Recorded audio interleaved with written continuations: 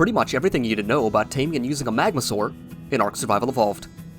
Magmasaurs can only be located within the volcanic region of the ARK Genesis DLC map. They're found within a large cave with two entrances. One entrance is located roughly at 32 degrees latitude and 85 degrees longitude, while the other one is located at roughly 30 degrees latitude and 78 degrees longitude. I would highly recommend bringing a travel mount of some kind for getting around inside the cave, such as a Bloodstalker. However, if your plan is to go in on foot, be sure to bring lots of grappling hooks, parachutes, or a glider. I wouldn't recommend going in on foot. It's a terrible idea. Don't do it. Once you're inside the Magmasaur den, you'll be greeted by a ton of the things, patiently waiting and listening for any lone survivor who's naive enough to stumble inside and try to take one of their precious golden— oh my god, they're just like Smog. Alright, so let's dive into how to acquire one of these lava junkies and showcase some of what the process looks like. Wild Magmasaurs, much like wyverns or rock drakes, are unable to be tamed.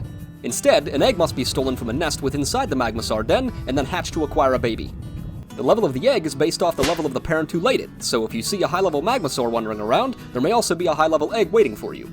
The process sounds simple enough until you realize the Magmasaur is OP as shit and could kill a player standing in Kansas from f***ing Arizona. So in order to help ease the process of acquiring an egg, I would advise one of the following methods. Method number 1 is a snatch and run technique where you simply grab the egg and bolt as quickly as possible. I'd recommend using a tame such as a Bloodstalker to do this, as they're capable of grappling the ceiling and nearby walls for a quick getaway. Fortunately, Magmasaurs are not able to shoot their projectiles very high, so you should be safe in most scenarios if you stay far enough off the ground. And method number 2 is to simply kill all of the Magmasaurs and then take your time picking the eggs that you want. While this method is certainly viable, it's not the most cost efficient, as you'll most likely be burning through ammunition or risking a Tame to pull it off. So once you've acquired a Magmasaur egg, you'll need to drop it by air conditioners to hatch it.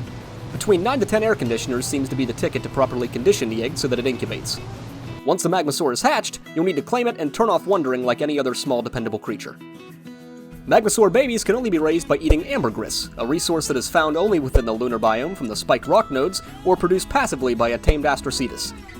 If acquiring off the nodes, simply mine them with a pickaxe or a mining drill. Ambergris can be stored inside of a refrigerator to lengthen its spoil timer. Simply feed this ambergris to the baby Magmasaur to keep it alive until it's reached adulthood. The Magmasaur saddle can be made at level 95 with the following materials. Alright, so let's dive into the controls and functionality of the Magmasaur to showcase some of what it can do. Magmasaurs feature a left mouse button melee attack, a right mouse button chargeable searing spit ability, an AoE eruption ability activated by charging with the right mouse button and then pressing the C key, and a taunt ability activated by pressing the spacebar.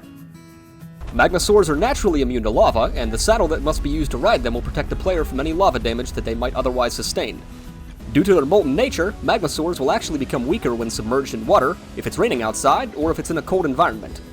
While the damage itself doesn't seem to reduce, their ability to charge up their attacks becomes significantly slower, or in some cases altogether unusable.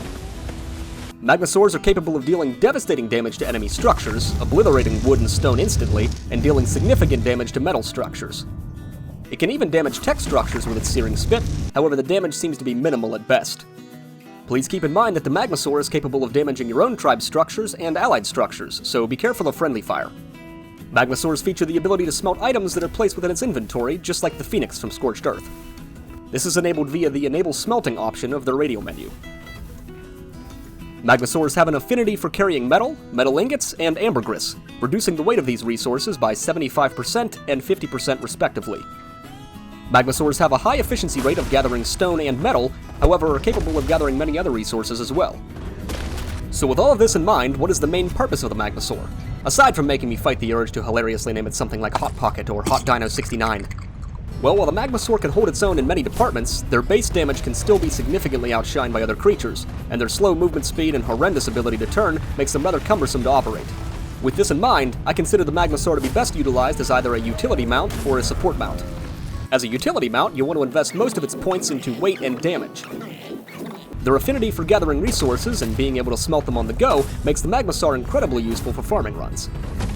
As a support mount, you'll want to invest mainly into stamina and damage, with optional point investment into health for survivability.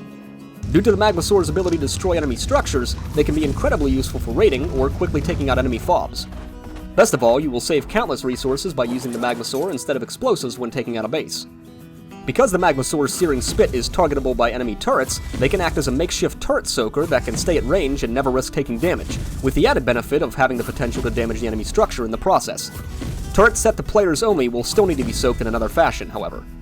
Alright, well that about wraps up this video. I hope that you enjoyed, and if you did, please be sure to give the video a like, subscribe to the channel if you're new, and leave me comments down below because I said so, Karen!